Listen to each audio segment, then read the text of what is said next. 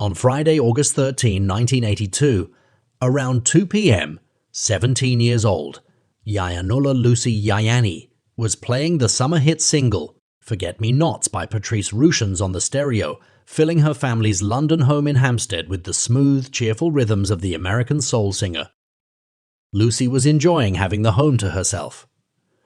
Earlier that day, she and her mother had visited her father at the shoe repair shop he owned in a strip of stores in Fairhazel Gardens. They had taken his lunch to him. Around 1:30 p.m., her mother Ellie had given her the go-ahead to return home and start preparing the family's dinner while she promised to join her soon enough. Lucy walked the short distance home, arriving a little while later, and got to work. As her favorite song played, she took a lamb leg out of the fridge and started making dinner for the family. She paused her task when she heard a knock at the door. She set the lamb leg on the kitchen counter and peeked out of the window. Whatever the person outside said persuaded her to go open the door.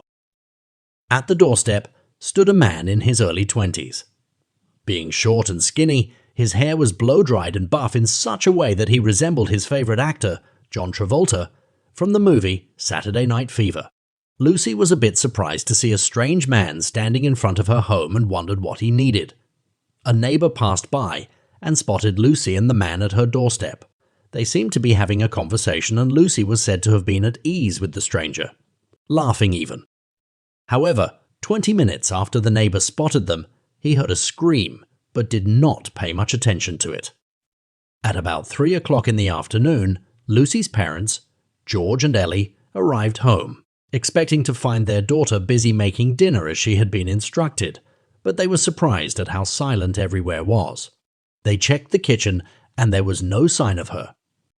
2 pieces of Lucy's jewelry, a broken ankle chain and an earring, were scattered about the stairs and the floor. The leg of lamb Lucy had brought out of the fridge was still sitting on the kitchen counter. When they called out for her, and she didn't answer, they knew something was wrong. They started to panic because it was unlike Lucy to leave the home without prior notice. They rushed into her bedroom in search of her, but she wasn't there either. However, as they entered their own bedroom, they were greeted by a sight beyond their worst imagination. On their bed laid a partially naked Lucy's dead body. Her t-shirt and bra had been cut right through the middle, exposing her bare chest. She was also naked from the waist down. Her hair and clothing were drenched with water. Words could not describe how horrified and devastated Lucy's parents were. They called in the police, who made a thorough round at the crime scene. Investigators discovered that the bath in the bathroom at the top of the home had several inches of water in it, and the door to another bedroom, the only one with a lock, had been forced open. Lucy's autopsy results revealed that she had suffocated, probably as a result of having her head restrained in an arm lock. She had, moreover, been bitten, punched, and ultimately raped. According to the police, the murderer forcefully barged into the home and chased Lucy up the stairs. The broken chain, which was discovered on the carpet, suggested that the killer may have grabbed Lucy's ankle as she ran. It is believed that Lucy tried to hide in her brother's bedroom, as it was the only room with a lock on the door. Investigators discovered a footprint at the bottom of the door. The killer had forced his way into the room, breaking off the locks. More of Lucy's jewelry was discovered upstairs, including a damaged ring and a bangle, indicating that she fought and raced from room to room in order to escape her attacker. Since her clothes and hair were completely drenched, the police suspect that the attacker finally cornered Lucy in the bathroom as she tried to hide in the bathtub. Lucy's murder horrified the neighborhood and spurred a massive manhunt, but it took decades for the case to be solved. Evidence such as semen was found on Lucy's body, but as DNA testing was not available in 1982, the sample was useless at the time. Unknown finger and palm prints were also removed off the bath's rim. The murder of Yayanula Lucy Yayani generated a lot of media attention. A week after her murder, Lucy's sister Maria bravely recreated Lucy's final movement as she walked home from the shoe repair shop for the television program, Police 5.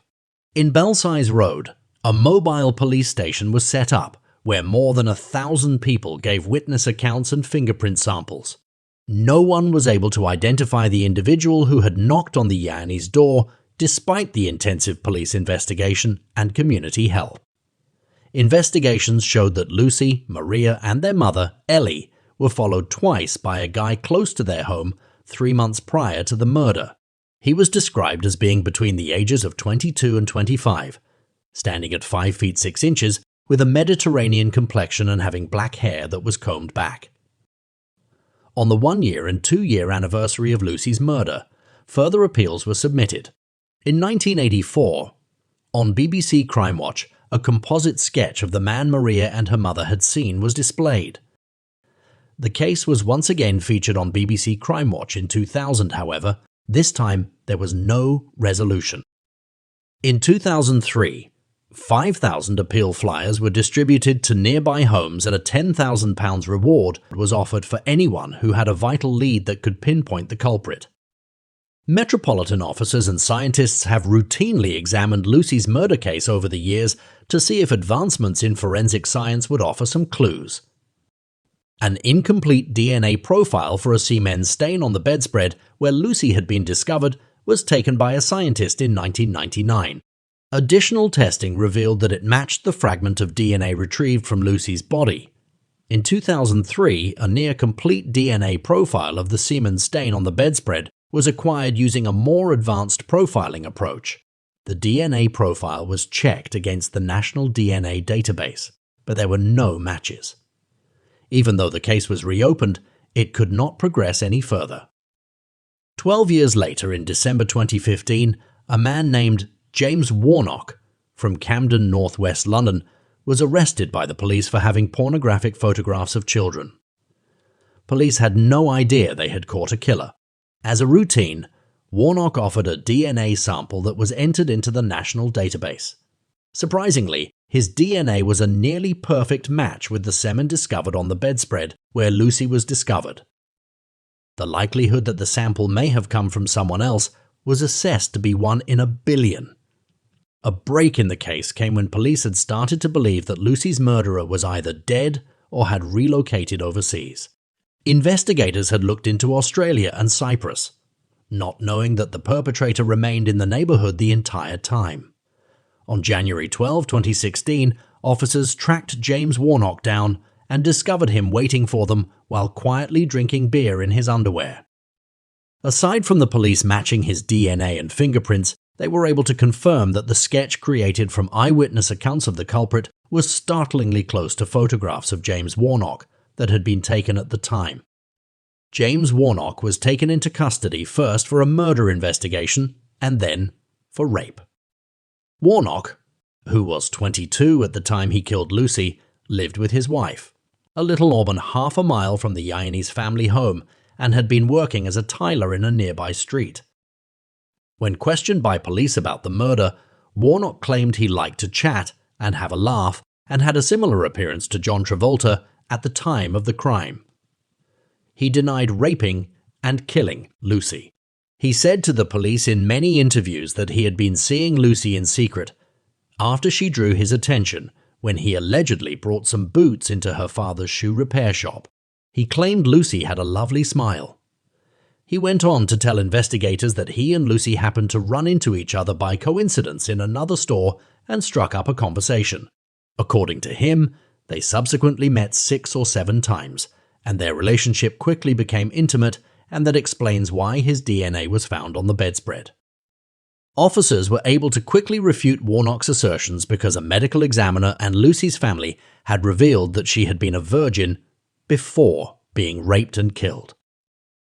During the trial, despite evidence to the contrary, James Warnock insisted that he used to visit their home to have sex with Lucy, forcing Lucy's brothers, Rick and Petros, as well as her sister, Maria, to sit through his arguments. They wept and hung their heads as he told jurors of fictitious sexual encounters, saying, "It was always nice.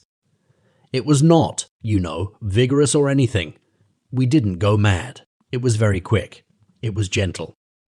The prosecution maintained that in the months leading up to the murder, James Warnock was allegedly stalking Lucy on the street because he had seen her and was attracted to her. However, they had never been close, and when he saw her coming home alone that day, he simply knocked on her door and saw a chance to carry out his evil deed. James Warnock, who compared himself to his favorite actor, John Travolta, saw himself as an irresistible young man who thought every woman would fall at his feet when he asked. When Lucy rejected his attempts to charm his way inside, he was probably hurt by her rejection, and so he broke down the door to get inside and pursued her up the stairs, where he eventually accomplished his horrible task.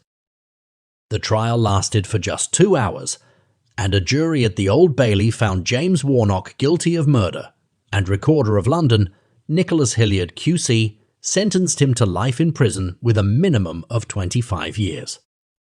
James Warnock was also given concurrent sentences of 20 years for rape and a 4 to 5 year sentence after pleading guilty to 6 counts of disseminating pornographic pictures in 2013. Lucy's brother, Rick, claimed that the incident had left the family forever damaged. The magnitude and horror of what happened that day is indescribable. We never gave up hoping and are truly grateful to the police for finally bringing him to justice, Rick said. Thank you all for watching. Let me know what your thoughts about this case are in the comment. Do not also forget to support the channel by subscribing.